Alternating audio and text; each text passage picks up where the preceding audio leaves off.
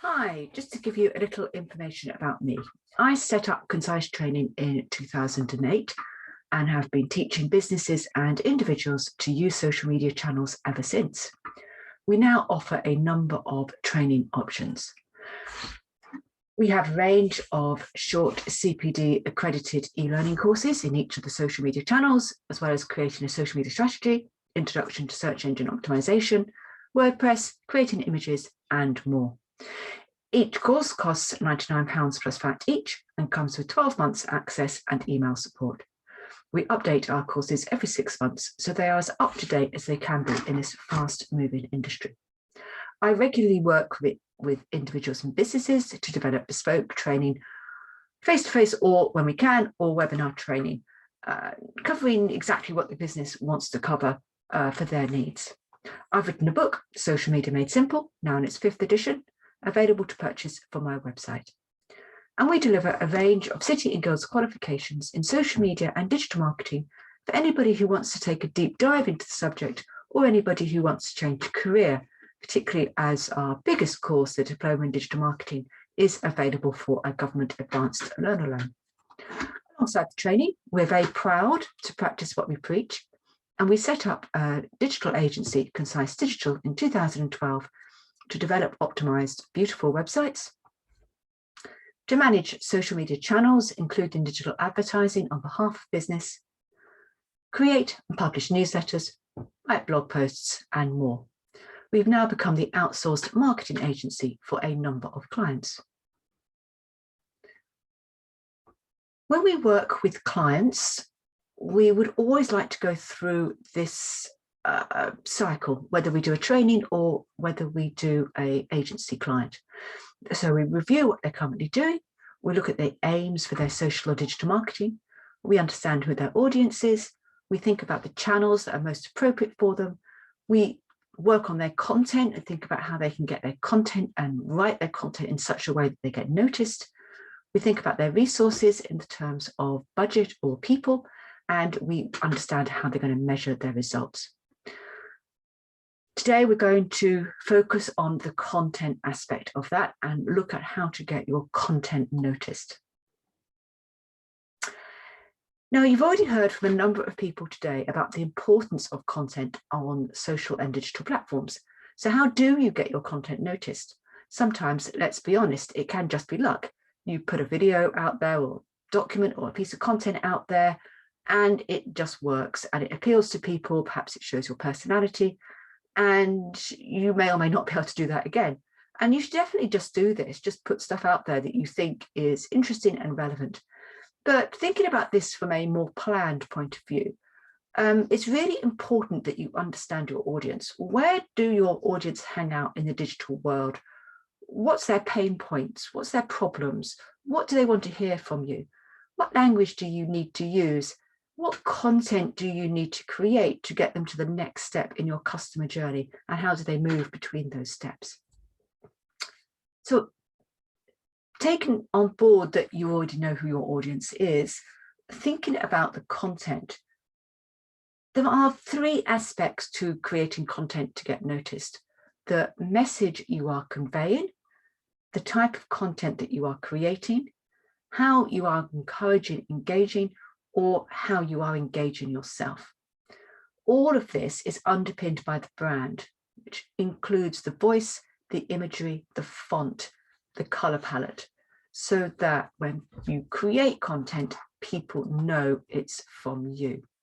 Now, it does depend a little on whether you're representing yourself or a bigger brand. And I'm probably thinking about this in terms of business rather than personal branding at the moment. In addition, content should be regular. So Steph mentioned this morning about the regular message and the importance of the regular message. People aren't on social media necessarily to buy, so you need to be in front of mind when they do want to contact you. The brand voice and message should be consistent, both online and offline. So all the messages and all the content is clearly from you and your brand. It's really important that you use the channels your audience are using, and you add content to those channels in a way that your audience will want to hear from you. And you need to think about how you represent your audience in terms of imagery and messaging, so they can see how your content relates to them. So one of the things that we would do is we would create a document that looks something similar to this, which is about a brand strategy. So it's identifying your brand personality, what the following traits apply, what the characters like, and then how those traits apply in terms of positioning, communication, culture, etc. So in all of this, it's really important to plan. So one of the ways that we plan is we have this idea of a theme, and then a content plan, and then we schedule content. So our content theme might look similar to this. So for a particular month, we'll have a theme for the month, or a couple of themes going through the month. We pick up any national days. I'll talk about those later that might be applicable. We look at keywords that we're focusing on that month, making sure that we're doing all our search engine optimization behind the scenes.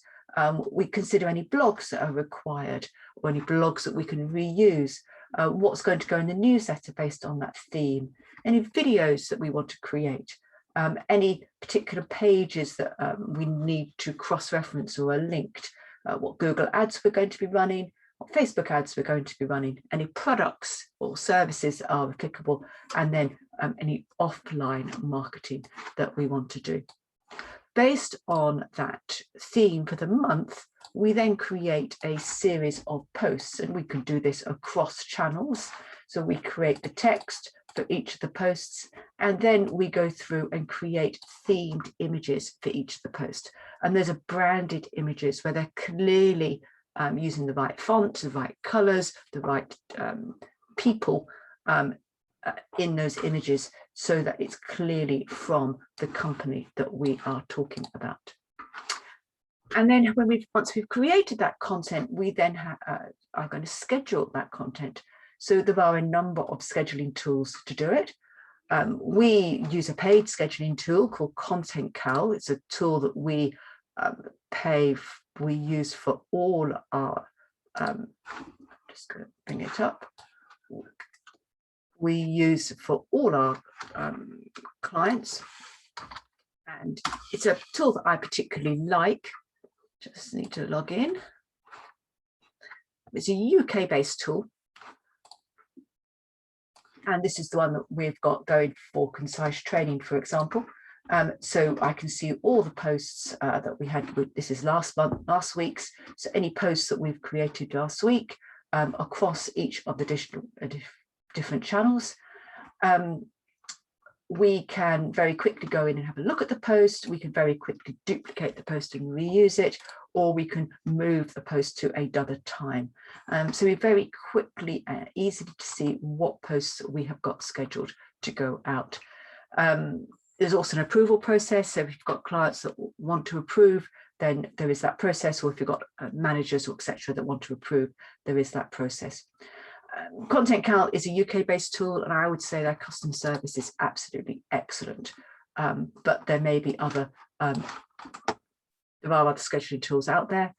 Hootsuite have a free option and a paid option. The free option is very limited now. They've recently reduced how much scheduling you can do for free. But there is the paid option if you want to. Other paid options, Buffer, Later, and Sprout Social. But at the very least, if you're using, just want to do some very basic scheduling, Facebook Creator Studio is actually very good. You can schedule Facebook and Instagram using the Creator Studio, and you can now schedule stories using the Creator Studio as well. TweetDeck is very good for scheduling Twitter. You may just want to plan everything in an Excel spreadsheet like we've done, and then post it on the day. It's obviously entirely up to you. So thinking about the messaging further, one of the really good ways of creating content, because that's partly the hardest thing. Well, how do I create content? One of the things I always say to people to do is to sit down and think about questions they get asked, what are your frequently asked questions, and answer those questions online.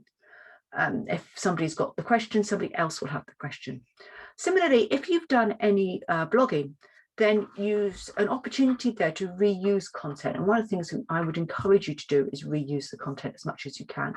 So from that one blog post, you've got a post where you link to that one blog post, but it's quite possible that you've got snippets that you can take from that blog post. So if it's 5 tips to create content, for example, then I've got the one blog post, but then I've also got 5 tips, and I can create different pieces of content around each of those tips. I can always take that blog post and make a video out of it, or I can put it into a slideshare as well. So reusing content as much as you can. Share any reviews that you've got. People do love to share success, so do share any reviews. You could probably not do it too often, because it doesn't always want to be all about you, because essentially you are boring. But one a fortnight, one a month is absolutely fine. Answer the Public is a fantastic tool, and it's a free tool to use. You can use, you have 3 different searches every day on this tool, and you literally just type in, let me just reduce it a little bit there. It's a little bit highly scripted. There we go. So one of the things that we use this for with one of our clients was curtains. So if I just type in curtains and search, then it's going to give me 80 or 383 results for curtains. So why curtains are so expensive, why curtains are important, why curtains around a bed, why curtains are better than blinds. So some of these questions aren't going to be relevant, but why curtains are better than blinds is actually a question I'm sure lots of people have, and that was something that we could answer on social media. Some of these might be relevant for a blog post, so it's a really good way of getting blog posts as well. And you can scroll down, there's prepositions and there's all sorts of things. Really nice tool. The other way of finding content is if I put in, let me just put in curtains, let's just see what we get. Then you will sometimes get, there we go, I've just scrolled past it. People always also ask. So that's a good source of potential questions as well, that you could answer, again, either in blog posts or just in social media posts. And you may get some relevant searches, maybe relevant for you as well. Another thing to be thinking about is awareness days. So awarenessdays.com, it's an international site, so just do be careful that you only pick up the UK versions of this. But you can see any up and coming awareness days. Now, I would suggest that you are quite careful with this. Don't make it look like you're jumping on the bandwagon, and only pick out those awareness days that are relevant to you. And that will completely depend on what business you are. Skin Cancer Awareness Month, for example, one of our clients is a foot health company, and they it's something that they look for, and they're qualified in for skin cancer on feet. So that's something that's very relevant to us.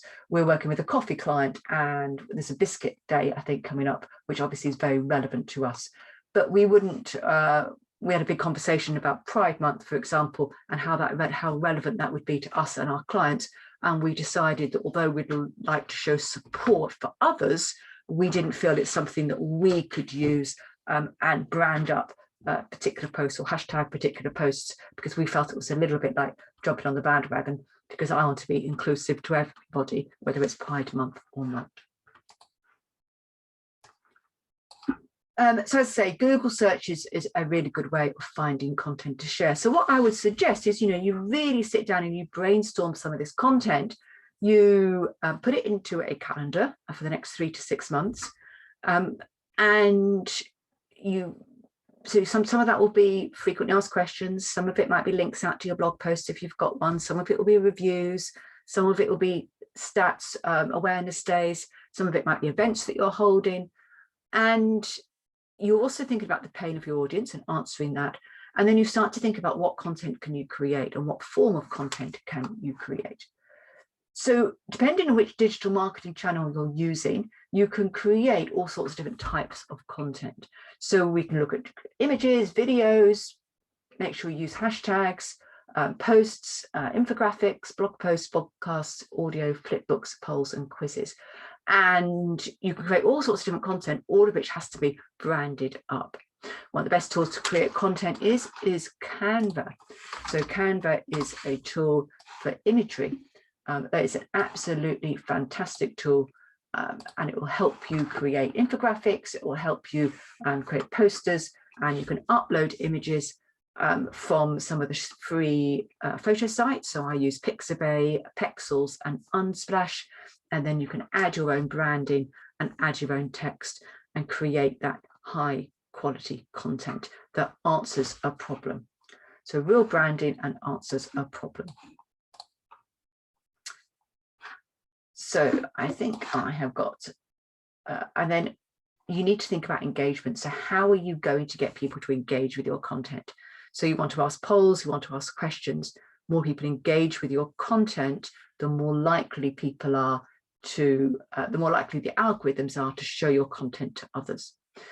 You also want to remain front of mind. So the more you engage with other people's content, the more you as a person will stay in front of mind, and the better you'll build those relationships. So engagement is definitely a two-way street, and depending on which channel you're using, some will need to engage more than others. So for Twitter, for example, sharing and retweeting and commenting on other people's content is a really good way of getting followers. Similarly on Instagram, you need to comment on what other people are saying to get your followers.